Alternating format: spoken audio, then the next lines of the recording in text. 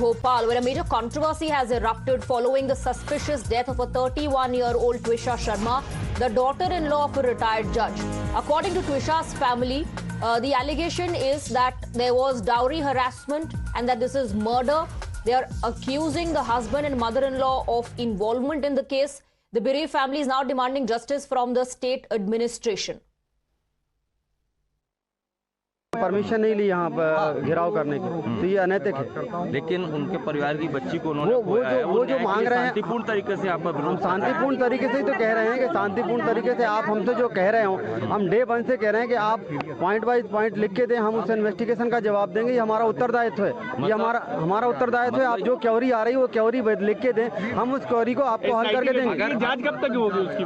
SIT है जो गठित की है वो विवेचना कर रही है। अगर ये लोग प्रॉपर हमने उसमें अपराध, अगर ये लोग यहाँ धरने से नहीं हटते तो कहना अरेस्ट किया, प्रॉपर धाराओं में हमने अपराध पंजीबद्ध किया है और हम अपराध पंजीबद्ध करने के बाद विवेचना कर रहे हैं। अभी क्या तैयारी आप लोगों की? अरेस्ट किया जाएगा। अभी क्या तैयारी? धरने से नहीं हटते सर, सवाल का जवाब दीजिए। अरेस्ट नहीं करते, अभी क्या तैयारी आप लोगों को? क्या करेंगे यहाँ पर?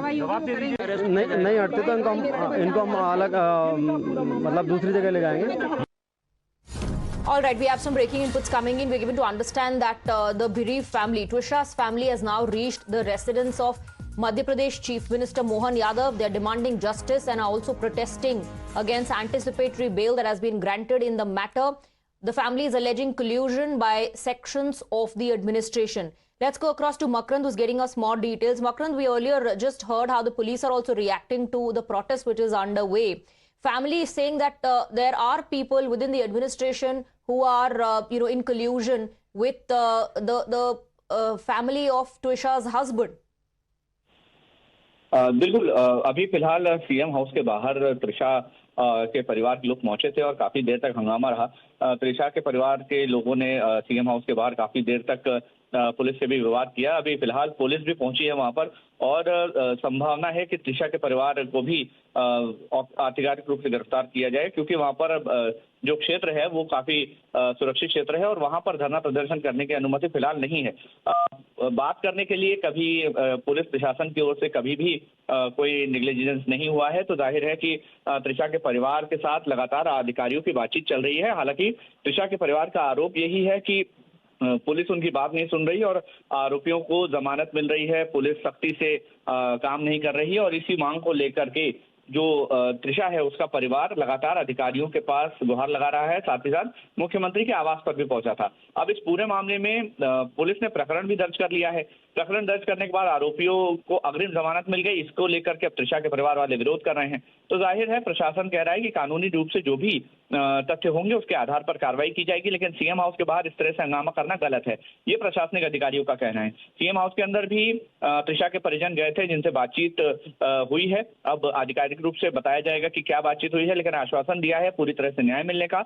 लेकिन इस पूरे मामले में अब इसीलिए और विवाद बढ़ सकता है क्योंकि त्रिशा के परिवार की गिरफ्तारी करने के लिए पुलिस पहुंची है और वहां से त्रिशा के परिवार को हटाने के लिए जब कोशिशें की जा रही थी तो उन्होंने काफी हंगामा किया है और ऐसे में देखना होगा कि अब क्या कार्रवाई पुलिस करती है, क्या आधिकारिक रूप से गिरफ्तार किया जाएगा या फिर समझाइश देकर छोड़ा जाएगा, ये देखना होगा। लेकिन अभी फिलहाल CM House. And I believe, Makrand, we have reactions coming in from Twisha's family. Let's listen into how the father reacted. Stay on with us, Makrand. जी जब FIR हो चुकी है आपने जी FIR होने के बाद हमारी तुरंत गिरफ्तारी की डिमांड थी, जिसमें गिरफ्तारी के उसी दिन एंटीसिपेटरी बेल लगा दी गई गिरिबाला सिंह जी की। तो गिरफ्तारी होनी चाहिए थी कायदे से। SIT गठित हो गई उसके बाद एक एक करके लेना सवाल जी, इसमें बताइए। तो जब FIR लॉन्च हो जाती है तो गिरफ्तारी शुरू हो जाती है। यहाँ पर हमें कानून बताया जा रहा है कि हम प्रोसेस में चल रहे हैं, एक बैलेंस बना के चल रहे हैं। तो ये बैलेंस शब्द क्यों यूज़ किया जा रहा है, मेरे को ये समझ में नहीं आ रहा है। दूसरी चीज़ ये है कि एंटीसिपेटरी बेल जो जिन ग्राउंड्स पर दी गई है वो एक हास्यास्पद है, एक ब्लैक काना कानून बन चुका है। आने वाले समय के अंदर अगर कोई ऐसी घटना घटती है तो सास तो हमेशा के लिए बरी होगी, उसको तो एंटीसिपेटरी बेल मिलेगी ही मिलेगी, क्योंकि ये एग्जाम्पल सेट हो चुका है एंटीसिपेटरी बेल का। सारे वकील उस एंटीसिपेटरी बेल की कॉपी लेके घूम रहे हैं सारे ऑल इंडिया कि ये आपके कोर्ट ने एंटीसिपेटरी बेल दी है इन ग्राउंड्स पे, एज के ग्राउंड पे, रेपुटेशन के ग्राउंड पे। ये एज और रेपुटेशन के ग्राउंड पर अगर एंटीसिपेटरी बेल मिल रही है तो बहुत ही अच्छी बात है, फिर तो कानून का मतलब ही खत्म होता है। अब इसके बाद में हम कानूनी प्रोसीजर से जाएं, मतलब एक विक्टिम होने के बाद में मैं इनके काले सख्त कानूनों को फेस करूं। मैं यहाँ पर अकेला, बेटी मरी हुई बेटी का बाप यहाँ पर आया हूँ, तो मेरे को इतने ज़्यादा कानून और इतने ज़्यादा उससे मेरे को फाइट करना पड़े, तो फिर इस कानून को बनाए क्यों? मुझे अपना जस्टिस लेने के लिए इतनी फाइटिंग करनी पड़ रही है, जिसके लिए आप नारी बंधन कह रहे हैं। इसको नारी बंधन अपने एस्टेब्लिश महिला थाना हमारी 0 FIR लेने के लिए मना कर रहा, 0 FIR लेने के लिए मना कर रहा। उसके लिए आपको पता है मीडिया कराई करा जब जाकर के उसने हमारी FIR 15 तारीख की रात को FIR लॉन्च की है ना, उसमें भी बहुत त्रुटियाँ हैं। ये सारी चीज़ें आप पूरा अगर प्रोसीजर देखें, पुलिस ने माँ बाप को इन्फॉर्म नहीं किया कि उनकी बेटी की डेथ, उन्होंने कहा कि ये किसी ने कर दिया आपको इन्फॉर्म, यही काफ़ी था। क्या उनकी ऑफिशियल ड्यूटी नहीं थी हमें बताना कि अभी पुलिस कहाँ आई?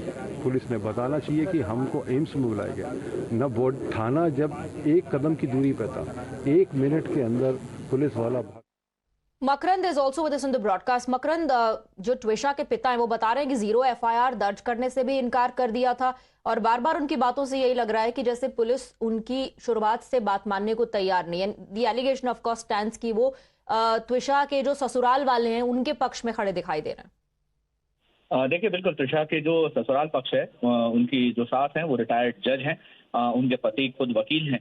ऐसे में कानूनी रूप से पुलिस को भी जो प्रक्रिया अपनानी पड़ रही है, पूरी कानूनी प्रक्रिया अपनानी है, क्योंकि जाहिर सी बात है कि जब आप किसी जज या वकील के ऊपर कोई केस दर्ज कर रहे हैं तो आपको कानूनी तौर पर काफी पुख्ता होना पड़ेगा।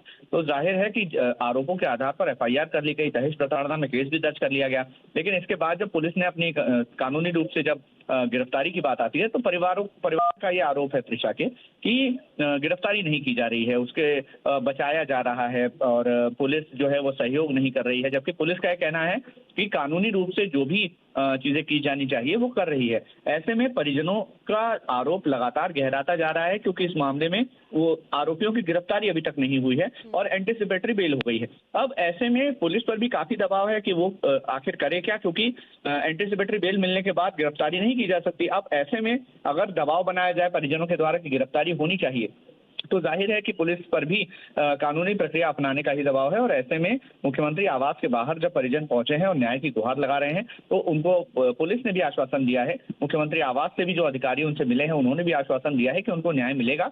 और ऐसे में इस तरह से हंगामा करना गलत है। अभी फिलहाल परिजन लगातार पक्षपात का आरोप लगा रहे हैं पुलिस पर, और पुलिस अपने बचाव में कानूनी प्रक्रिया अपनाने की बात कह रही है। Thank you very much, thank you for getting us the details.